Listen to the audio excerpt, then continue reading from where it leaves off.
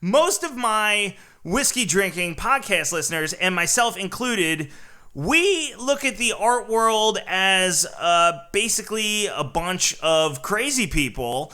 And the latest piece of art that we've kind of experienced was this guy who duct taped a banana to a wall and got $100,000 for it.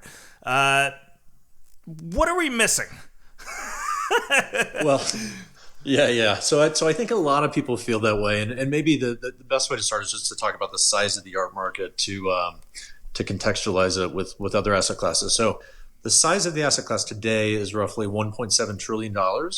If you compare that to private equity is roughly $3.5 trillion. Gold is $5 trillion. So it's a very, very large asset class. Last year, $68 billion in art sold.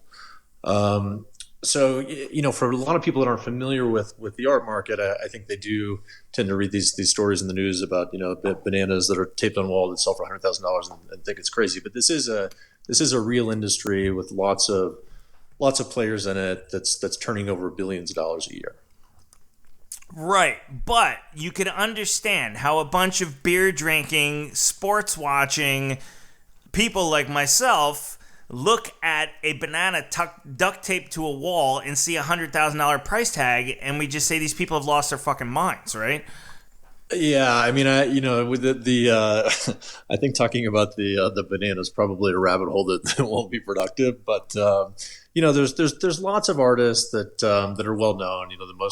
The most well-known artist, at least in terms of annual turnover, is Picasso.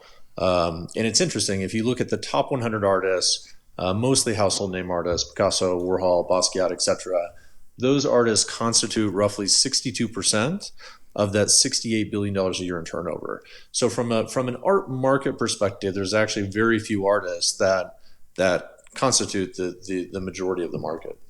But, so my question, though, I guess my first question I'm trying to get at, and I know you say you don't want to talk about the banana, which kind of makes me want to talk about it a little bit more, is where does the value come from in something like that?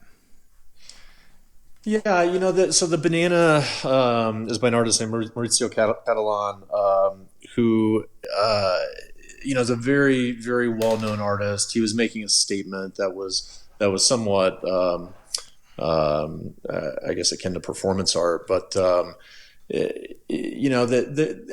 think that's a challenging example, just because that one is hard to value, since obviously the banana is not going to be around forever, right? So and it's a banana. So yeah, I mean, that one's definitely difficult to get your head around. But I think there's much more obvious examples which are easier to understand. And